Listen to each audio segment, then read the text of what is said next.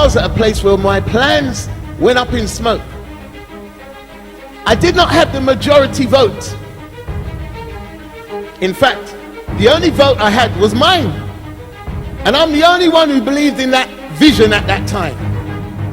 Whose thought was that? Let me check. Is it in the Bible? Is it of God? Should I try that thought for a second? Or should I just dismiss it? Sometimes God speaks to you through his word. Sometimes through a song. Sometimes while you're praying.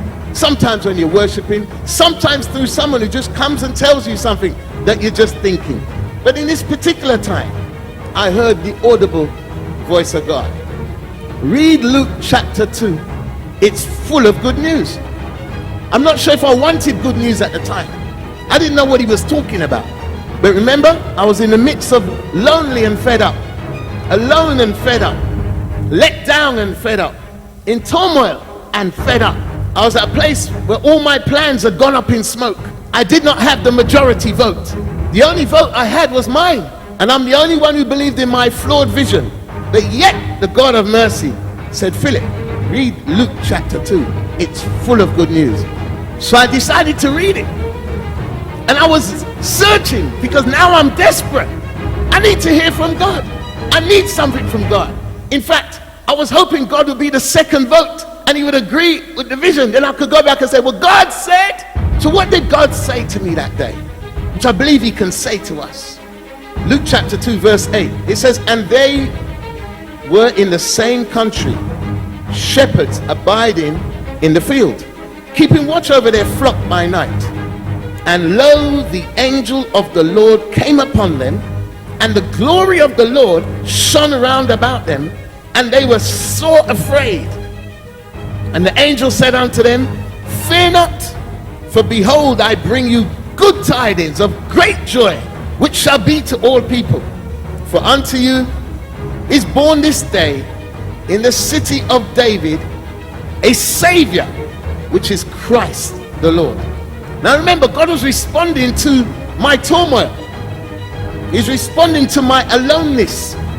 He's responding to me feeling let down. He's responding to me being fed up. He's responding to me not having anyone else believe in the vision at the time. Fear not, for behold, I bring you good tidings. We know good tidings meant good news. So what was God saying, and what is he saying to us if we're in that situation? Well, we first of all need to understand what good is. What is good? This is what he said about the gospel. Let's just, what is he saying about himself?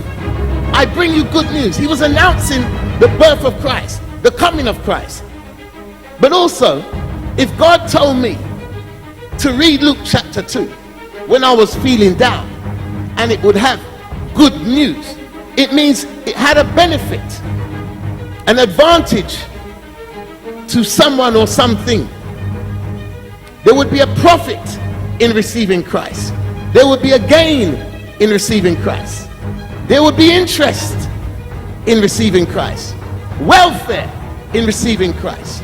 Well-being in receiving Christ. Enjoyment, satisfaction, comfort, ease, convenience in receiving Christ. So we've established the good. But remember, it said good news. So what was the news Luke chapter 2 was saying?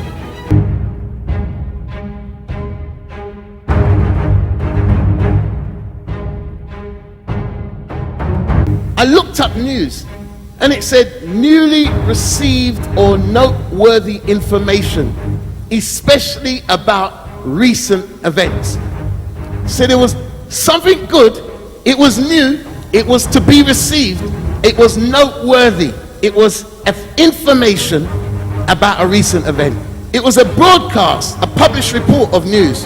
It also meant it was information not previously known.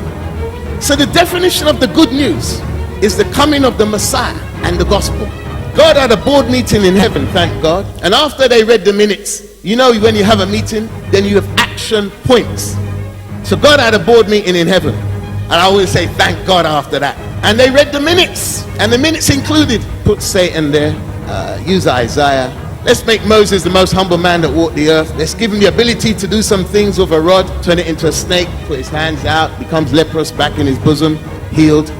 Let's do the 10 plagues on the Egyptians. Let's do the journey. Let's do Shadrach, Meshach, and Abednego. Let's do Daniel with the lions. And after God wrote the minutes and they did the actions, God wrote the vision, and he gave the vision and the plan to Jesus, because Jesus had convinced the Father to use his genius for our good. As far as I'm concerned, God is a genius, because to save us, he sent his son to die. Yet for us, he became a lamb. This same good news that was brought to those shepherds was saying that Jesus, the baby at the time, would be greater than Moses, the lawgiver, wiser than Solomon, the king, and greater than every prophet that walked the earth. Romans 10:13 says, for everyone who calls on the name of the Lord will be saved. So we have good news.